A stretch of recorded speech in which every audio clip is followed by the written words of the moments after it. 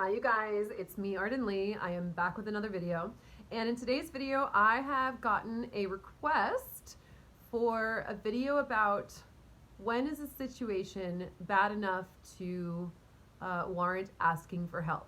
How can you tell when something is really a pattern or when you're just reading into it too much? How do you know when to ask for help?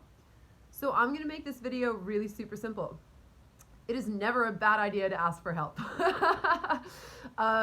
I sat there, I was like, is there ever a time that it's a bad idea to ask for help? And I thought about it and I was like, yes, there are 2 times that it's a bad idea to ask for help. One is if you're asking for help from the wrong person. So that's when we want to really hone our discernment and know whose opinions we can trust. So that might be a bad idea. And the other time it's a bad idea to ask for help is when you don't really want help, you just want attention, but you ask for help because you're trying to pull on that person's heartstrings, play with their emotions, their desire to come to the rescue or whatever, and you don't actually need it. So those are the only 2 times that it's a bad idea to ask for help. For the most part, what this question comes down to is it's a situation regarding discernment, right? It's about, how do I know if something has gotten bad? How do I know if I need help? I know that I can be strong and I can just like soldier through something if necessary, right? I've done it my whole life, right? You guys are probably like that too if you're anything like me.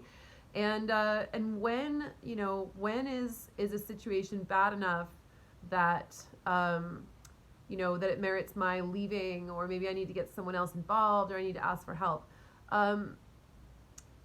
I would personally back this up a little bit, and I would say that at the point that you're asking that question is a great time to ask for help, because the first thing you might need help with is your discernment, right? And it's absolutely a great idea to ask people around you who are maybe familiar with the situation or who are willing to hear you out objectively, as you explain what's going on, and to ask people around you, like, hey, am I making a big deal out of something? Or, is this as bad as I maybe think it is? I remember, while I was on my own process, there were a couple of things that happened to me that I normally would have just been like, it's not that big of a deal, it's whatever, but this person has been so nice to me, why am I making a big fuss, right? But I started to realize, I was like, no, I kind of do that a lot, actually. And maybe this isn't good. Like, if I were looking at this, if this were happening to someone else, and someone else came to me and said, hey, this is happening, what would I advise them, right? Sometimes it's a good idea to imagine, like, if a friend was coming to us with the problem that we're describing for ourselves, what would we say to that friend, right? We are so willing to put up with things because we know what we can endure. And sometimes we choose to just keep enduring because that's easier than conflict, right? Or than speaking up, or we kind of know that the person who is perhaps causing harm to us is going to react defensively, and we're gonna, and we know how it's gonna play out. They're gonna get defensive, they're gonna get angry at us, we're gonna be gaslighted and told that we're just stirring up a big fuss about nothing, and then everyone's gonna get involved and we're gonna look like the problem child, and like we should just like sit down and shut up and not say anything about it, right? So I've been there. And I started just going to other people that I trusted, whether it was like a filtered post on Facebook, and I was like, hey, without naming any names, here's something that happened to me recently. Like, would you guys get mad about this? I remember one time I was like, hey, here's a situation. Should I be upset about this? And like someone responded and they were like, well, are you upset about it? You get to define where your boundaries are. And I'm like, okay, not fucking helpful. Because as a survivor of gaslighting and as someone who has a desensitization trauma response, I don't know if I can trust what I feel, So that's why I'm asking you. And in a lot of those situations, I was able to get a lot of help and a lot of clarity, and people came forward and said, no, and if someone in our community is doing this to you, actually, we want to know about it, because guess what? We're hearing other stories that are kind of the same. So we'd love to hear what your experience was and know how we can not only support you, but also perhaps, confront this person, and or at the very least, make the community aware that there's a pattern that's happening here. So it's always a good idea to double check yourself with people who you trust, with community leaders that you trust, or friends that you trust. I had a situation where I went to, one of my best friends who's a licensed trauma social worker, and we were also out with another one of my friends that night who's a dating coach. And so I asked both of them. I was like, tell me about this situation. And I actually even had an email from the person. So I was like, would you do me a favor? Could you read this email and tell me, does this seem off to you? I don't know, man. I think this doesn't feel right to me. And both of them were like, holy shit, Arden. Yes, this is terrible. How could you, and here I am. And I'm like, I'm like, but I know this person and they've been nice to me. And I think that they just, but no, the behavior was absolutely unacceptable. And I got to this point in my journey, it was actually right around then, where I was like, if someone is doing something that objectively looks so unacceptable to other people from the outside, even if I in my heart want to forgive them, or I want to make excuses for them, or say but they like me, they're nice, and it's fine, they just don't know what they're doing, forgive them, Father, they know not what they do, whatever it is. Actually, it's not being of service to them to continue enabling them, right? If you guys have seen my video, what is it? What's the title?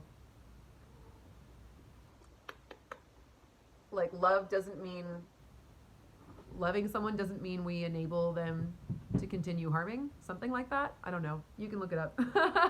Something about enabling and harm, right? We don't allow, if we love someone, we don't allow, friends don't let friends enable harm, right? friends don't let friends harm, whatever that is. So it's useful wherever you are. If you're I'm not sure if this situation is bad, that's where you want to actually start asking for help. You can start asking for help not with hey, this situation is definitely bad and I know I need to get out of there. You can ask for help sooner. You can say, hey, I'm seeing some red flags, I'm seeing some warning signs. Can you tell me how this looks to you from as an objective bystander who has my best interest at heart? Is this me? You tell me. Am I the one, am I just seeing triggers? Am I seeing stuff where there isn't any? Am I just, am I so wired by my past that I think something bad is happening when it isn't?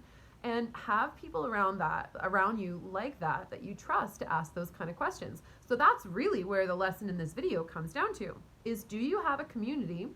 Do you have a circle of friends around you who you trust to be able to ask for help in those kind of situations?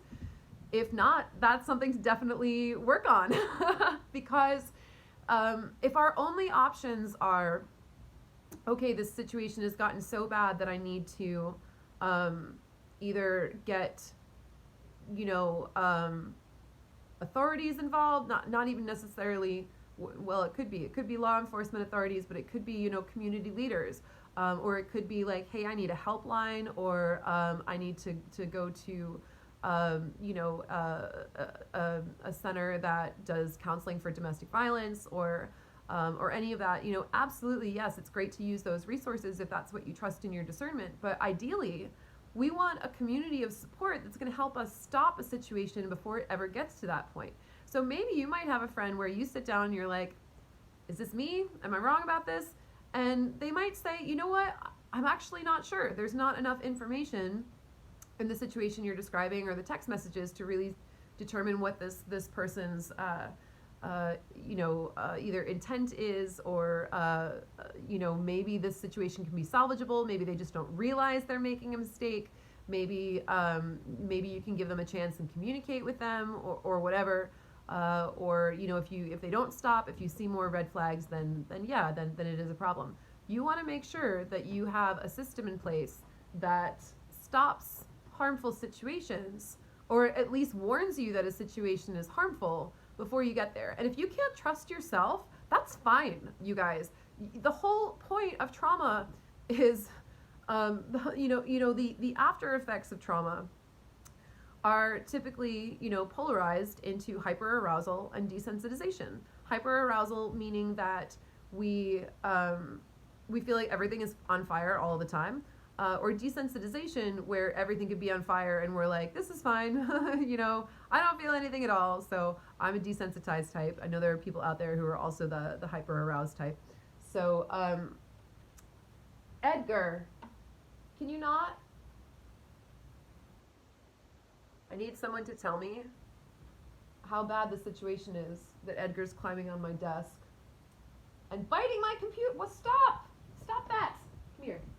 No, you're gonna be in the video now. Oh! I have used my discernment to decide that the situation of Edgar chewing on my computer was harmful enough to merit my getting up from the video and retrieving him. Hi, can you not do that, please? Thank you. Can we have a productive conversation about boundaries? I'm really gonna need you to not chew on my computer. And I'd really appreciate it if you didn't jump up on the desk at all. If you wanna sit on the chair, that's fine, okay? That's different.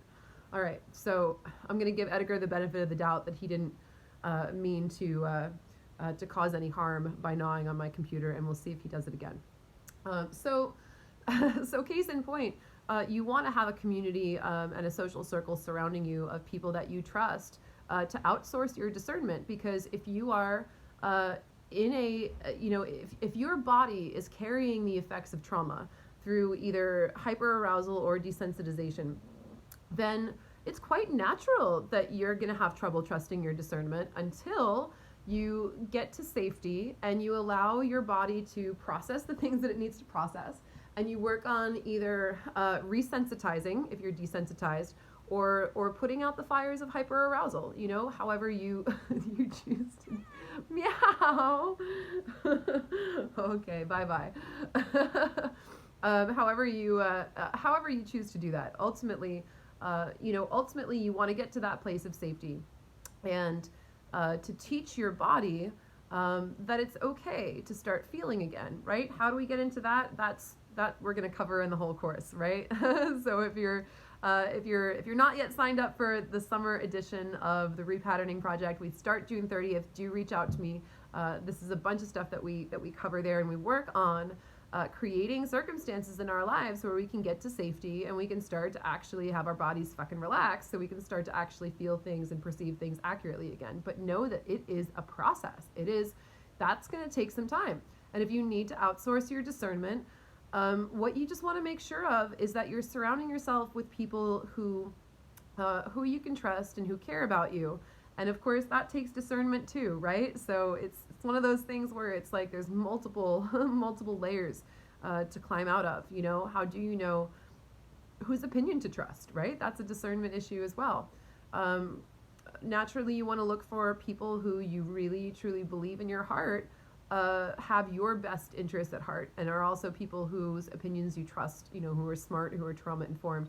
That's why it's so great, you guys, when people join the Repatterning Project. One of the reasons that their growth accelerates so much is they all of a sudden have this new community of support, all these people who are going through the same processes, who really believe in them and support them, and are informed and educated around this the ways that our bodies work, and the ways that that our human operating systems form our patterns and beliefs, and how we get into these situations in the first place. Some of the most exponential growth I've seen has just come when people who are in the Repatterning Project just do their processing in the private Facebook group with their colleagues, with their peers who are also in the same container, in the same course that they are, and learning the same material, so that they can come and say, hey, I had this happen to me at work today. What do you guys think about this? And the fact that they're all there and everyone has everyone else's best intentions, for the container at heart, because naturally, we want all of us to succeed, right? We want everyone to achieve their goals and intentions that they start off on. When one of us does it, then it helps all of us to do it, right? So there are people in that container who are going to have everyone's best intentions at heart, who are involved, and who also are going to be informed and educated about what those kind of red flags look like, right? Who are going to be able to provide some solid guidance right? Some solid crowdsourcing. You're going to have people who care about the same issues that you do and want for your improvement and are going to give you the truth with kindness and compassion. And understanding that the most kind and compassionate thing that we can do is to voice our truth and not to simply kind of bullshit someone, right? Because ultimately we want to speak truth to what we feel is best in service of them. So yeah, so that's about it. Ask for help early, ask for help often, you know. I I process things with my friends who are close to me long before things turn into a poor situation. I process my good news with my friends too, you know? I process, I analyze and I process, even the really amazing and remarkable things, because I'm always looking for like connections and how did this magic happen? How did that magic happen? Right? So if you, and of course I'm there for my friends in return when they also need to process with me.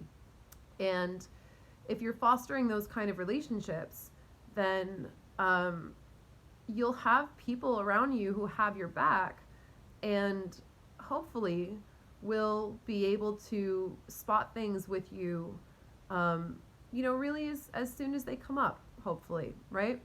And having people around you who really who love you, but who also understand that loving you means also holding you to your being your best version of yourself, then they're going to be kind and compassionate toward you, but they're also not going to let you get back on your bullshit without saying anything about it. So ultimately, really, it's not so much about when is this situation bad enough to ask for help. It's about surrounding yourself with people who are going to help you make sense of your reality and reflect it back to you at all times. And connecting with those people and sharing and being vulnerable and letting everyone know what's going on with you. So if you have that in place, then it'll become more and more clear when something escalates and you do need to ask for help in a bigger and more significant way, where you do need to leave a situation, or at the very least, that it's best for you to leave a situation, right? So start that process earlier is my advice regarding that. Thank you guys. I hope this was helpful. So enjoying making these videos for you and connecting with everyone in this way. So if you're feeling called, if you know that you're a yes to the Repatterning Project this summer, reach out to me and let's chat about what your goals are, and we'll make sure it's a good fit. Thank you guys, and I'll see you in the next one.